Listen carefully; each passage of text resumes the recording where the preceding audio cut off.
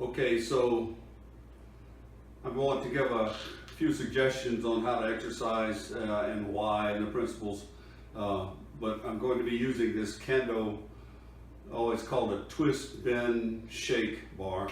I guess that's because you can twist it for exercise, you can bend it for exercise, and you can shake it for exercise. They come normally at a 36-inch length. For the lightest gauge, which is what I suggest everyone start out using after they do some empty-handed work, maybe. The lightest gauge, I always cut about 4 inches off because it can flex just fine for me at that length. If I got it any longer, it would be too flexible. As you get into the larger sizes, which I don't suggest that anyone do for quite a while, you have to build up these connections before you can do this. But the larger ones, the stiffer ones, I suggest that you leave at the 36-inch length because they're stiff enough that they're not going to be too flexible when you leave it at 36 inches. The whole point of doing these type of exercises is to train the strength from the dantian, the hips and buttocks and legs to be in the hands. Okay, so if someone grabs me or something like that, I have to be able to use my dantian, legs and hips. I have to train connections from the lower body up to here. So that's the whole point of doing these types of reeling silk exercises, is to strengthen the connection from the lower body up to the upper body. And again, so let me start with the basic theory once again of the channels of the body. The channels of the front part of the body and the insides and undersides of the limbs are controlled more or less by the front of the body. That's not 100% true, but close enough. You can always think of it like that. So the front of the body closes. That means that the back sort of bows outward. The knees and the elbows come in and close. If you do it about right, you should be able to feel that there's a connection from your thumbs, along your arms, along the front of the body, down the insides of the legs to the big toes. So the thumbs are connected to the big toes. Even without doing that exaggerated motion, I can feel the connection from my thumbs to my big toes. That's close. Open, the back is in a neutral position. It's not tightened or anything. You never want to tighten the back. And my elbows are out, and my knees are out. Okay, so now there's a connection from my little fingers along the outsides of the arms, down the back, down the buttocks, down the backs of the legs, on the outside of the leg, and to the little toes. So you should be able to expand outward and feel a slight connection from your little fingers to your little toes. Okay, so that's close, and I can go with one arm. I'll just do this. Close. And then begin to open. Okay, so as I begin to open, the control shifts to my back. Okay, so here I'm stretched out. I feel from my little finger to my little toe.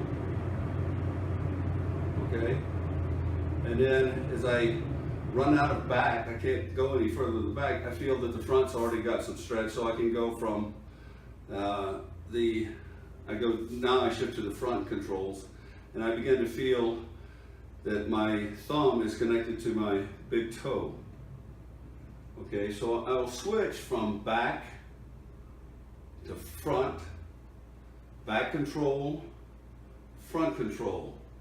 This is knee and for the Chinese and shun for the close. Okay, so back, front. But while it's going from full close to full open, it's like these stripes, let's say, from your body.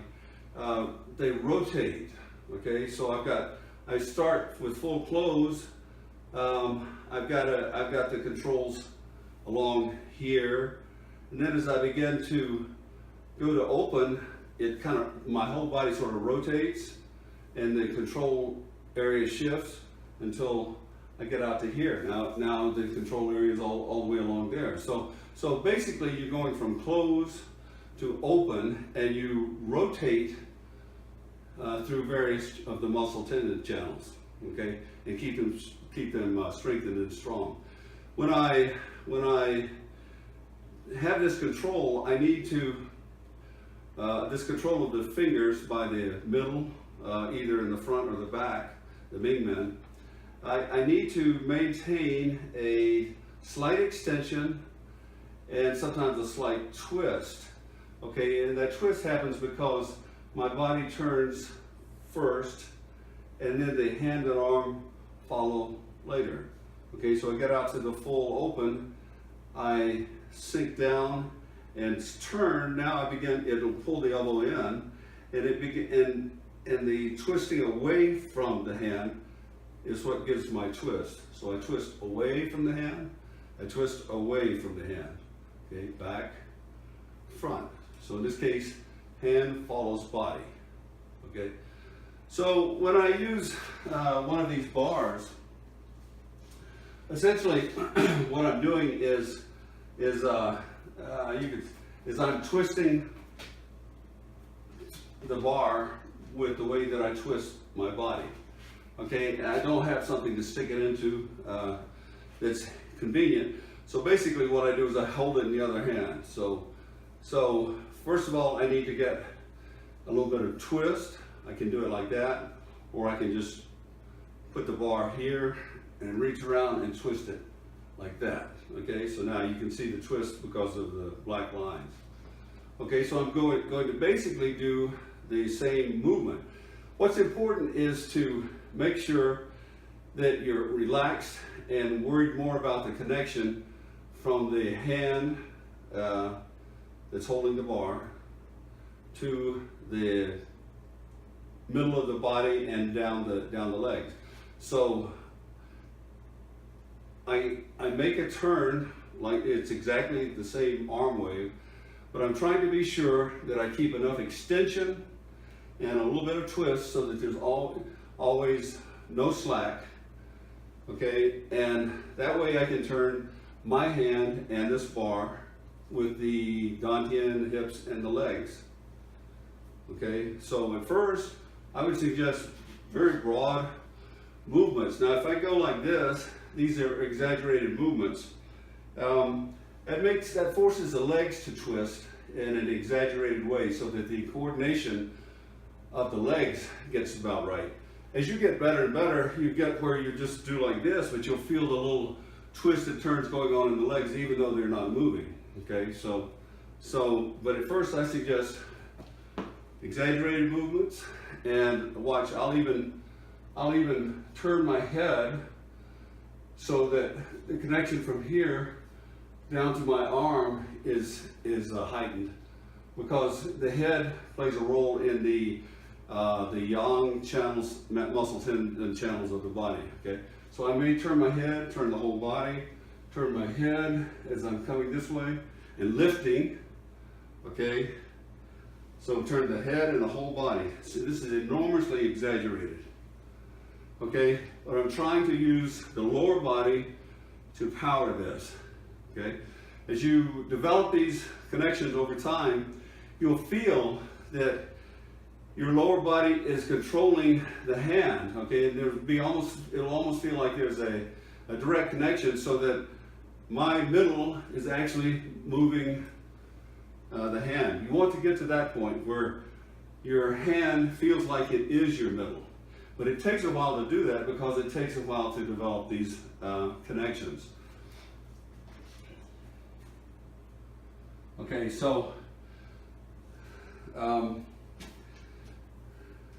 when you get a Cando bar, just go ahead and cut off 4 inches from it and do it. Okay, so probably the first thing you should start with is there are two basic exercises. That's where the Cando bar can be held in both hands and you can go like this, okay? This motion is basically this motion, okay? It's just that I've brought it down to here, okay? So that's one basic motion. The other basic motion is this way. This is where the push goes up the front of the body and the butt pulls down. So this is the reverse orbit, more or less. This is the front orbit. I can just stand still and picture this orbit. I mean, if you're into doing microcosmic or macrocosmic orbits. But just know that the forward is going to be this way, and that's going to be your front orbit, and this is your rear orbit. It's pushed up the stomach channel and pulled back down by the butt. Okay, and of course I'm exaggerating the motions again. Okay, so those are the two basic movements, this way and this way. If I go to just one hand, that's where I twist the bar. So I got the slack out of here, and I move it like this, trying to keep extended, because if I scrunch up or bend something, I'm going to go to muscle. So I try to keep extended, and even though it's extremely exaggerated, at least I'm keeping a clean pathway from the hands to the middle and down to the floor. Okay? And you can go the other way,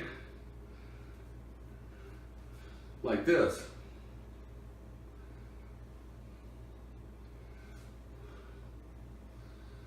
This is the reverse wind.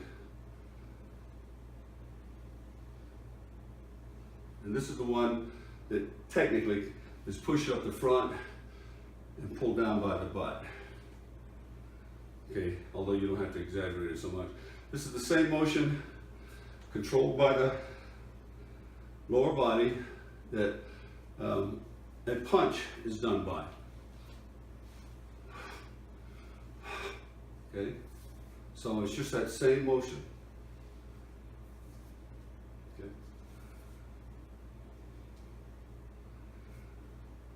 Again, do very exaggerated motions at first, and then gradually they'll come back down to very little exaggerated motion. So that's the basics of how you use this. You should start off with no bar, and try to keep things extended and connected to the middle part of the body and on down to the ground, because that's what it takes to develop at first. It takes a while to do that. Most people don't do reeling silk very long because they don't feel that connection. You can develop it pretty quickly by keeping extended and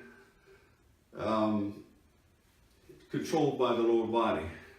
You'll never get where you don't use your shoulder until you develop this connection. Okay? Anything else we could discuss on the forum? I'm going to stick a quick clip showing the reason why you need to have the slack taken out of your body right after this.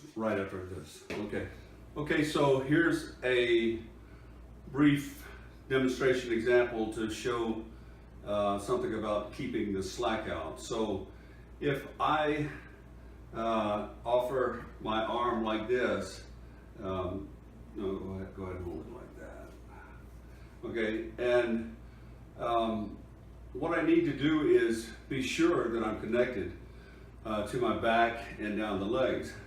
So I'm connected like this. Okay, so if she turns my arm, I let it go onto my back and down to my feet. So there's, I feel a pressure in my feet when she twists this. So if she twists hard enough like that, that means basically that her twist, and therefore she is connected to my middle. So I can keep that connection and move her easily by moving my legs in middle. If, on the other hand, I have my hand in a position where I'm not totally connected and she starts twisting, I immediately have to start stopping her with the muscles in my arm and shoulder, which is very different than allowing it to go onto the back. You'll see a lot of cases where people, when they're practicing their martial art like Aikido or something, they will stretch, and that's to allow that connection to the middle. And so remember that when you're working with the Cando bar, that you're trying to keep a connection to the middle and legs so the middle and legs can actually control it. Okay, and now just to wrap it up, I wanted to say that if you use something like a Taiji Bong, the principles are exactly the same. It's not upper body, you're trying to learn to use the lower body via the connection that you've developed, say with the Cando bar, and turn the bong in the various ways you can turn it, using the whole body, mainly driven and powered by the legs, hips, and dantian. So there's no difference between using a Taiji Bong and using the Cando bar. And also, if you use a short version of a flex bar, or they make them even shorter, about a foot long, exactly the same thing. You're always trying to build the path from the lower body to the upper body, and if you start going into muscle, stop. So just keep working on building that connection. Anyway, hope that helps.